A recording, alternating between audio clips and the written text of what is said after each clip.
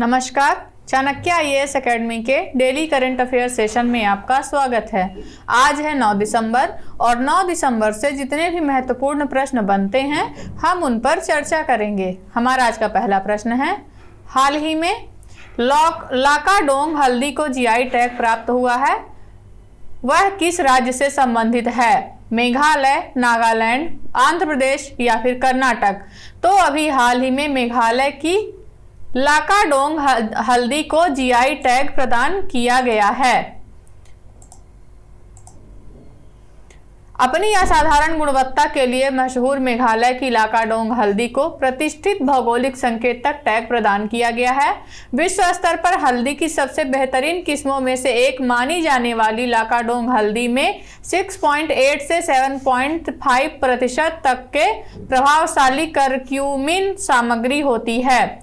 लाकाडोंग हल्दी के साथ मेघालय के 3 और उत्पादों को जीआई टैग से सम्मानित किया गया है, जो गारो डाक मांडा जो कि एक पारंपरिक पोशाक है, लारनाई मिट्टी के बर्तन और गारो चुबिची को जो एक मादक पेय है को जीआई टैग दिया गया है।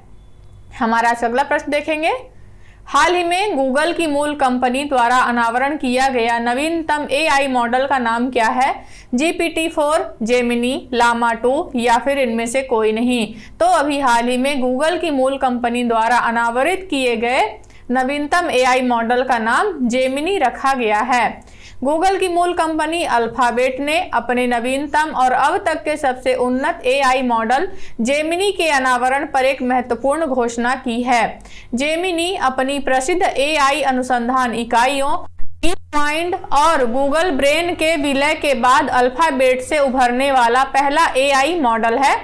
जेमिनी विभिन्न प्रकार की सूचनाओं को एक साथ समझने और संसाधित करने की क्षमता का प्रदर्शन करते हुए मल्टी मॉडल बनकर खुद को अलग करता है। हमारा आज अगला प्रश्न देखेंगे, हाल ही में पूर्व राष्ट्रपति रामनाथ कोविंद ने किस पुस्तक का विमोचन किया है? ज्योतिपुंज, साक्षीपुंज, नए भारत का सामवेद या फिर इनमें से कोई नहीं? तो अभी हाल ही में पूर्व राष्ट्रपति रामनाथ कोविंद द्वारा नए भारत का सामवेद पुस्तक का विमोचन किया गया है।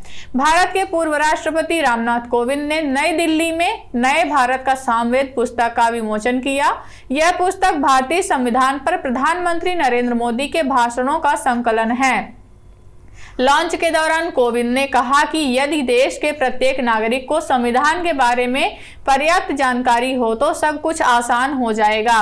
उन्होंने प्रधानमंत्री नरेंद्र मोदी द्वारा भारत के संविधान को सरकार के लिए आचार संहिता और मार्गदर्शन की एकमात्र पुस्तक के रूप में बार बार संदर्भित किए जाने पर प्रकाश डाला।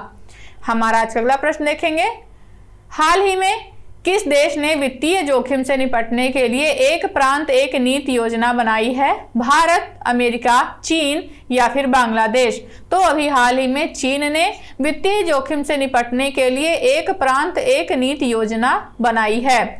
ली युनजे के नेतृत्व में चीन का राष्ट्रीय वित्तीय नियामक प्रशासन प्रांतीय स्तर पर वित्तीय जोखिमों से निपटने के लिए एक अभूतपूर्व पहल दृष्टिकोण पेश कर रहा है। यह कदम देश के आर्थिक संघर्षों के बारे में चिंताओं के मद्देनजर उठाया गया है, जो प्रतिबंधात्मक कोविड-0 नीतियों के लंबे समय तक बने रहने वाले प्रभावों और लगातार संपत्ति संकट के कारण और बढ़ गया है।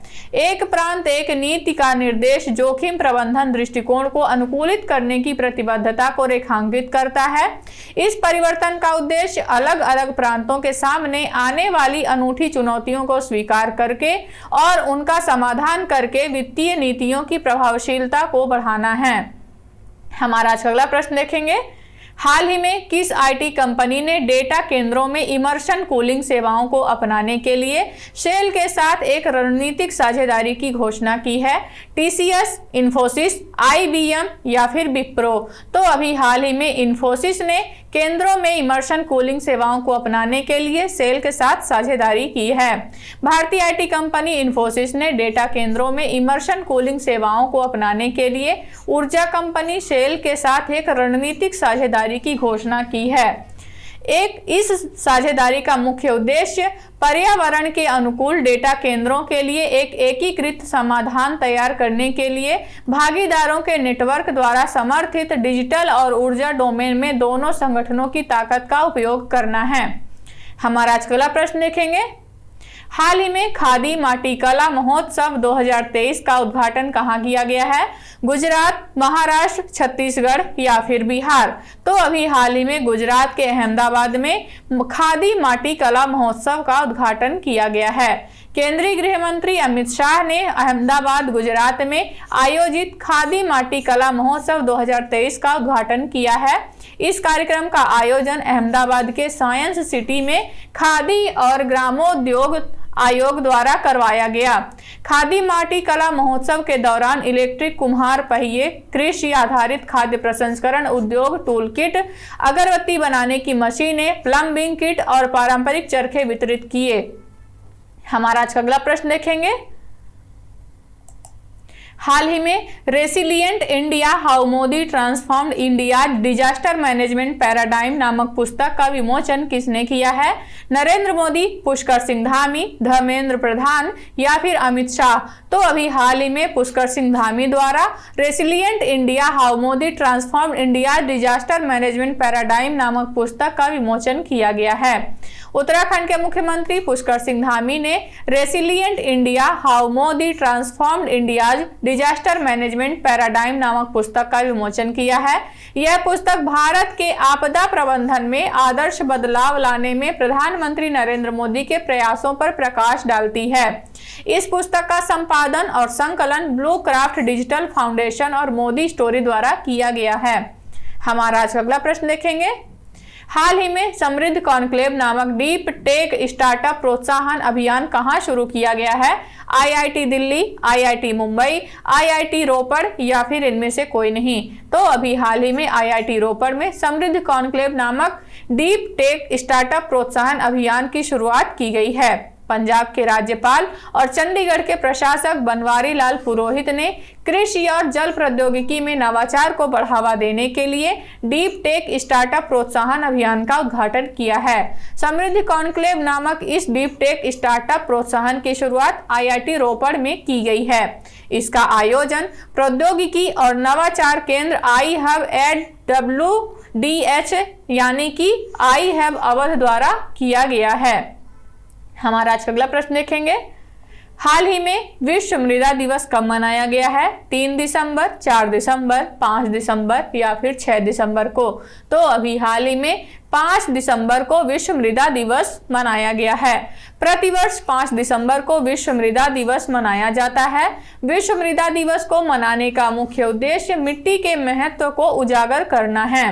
भारत में लगभग 45 साल पहले मिट्टी बचाओ आंदोलन की शुरुआत की गई थी। इसका उद्देश्य लोगों का ध्यान मृदा संरक्षण और टिकाऊ प्रबंधन की ओर लाना है। मिट्टी के क्षरण के बारे में जागरूक करना है, जो कि एक गंभीर पर्यावरणीय समस्या है जिसे मिट्टी की स्थिति में गिरावट के रूप में जाना जाता है।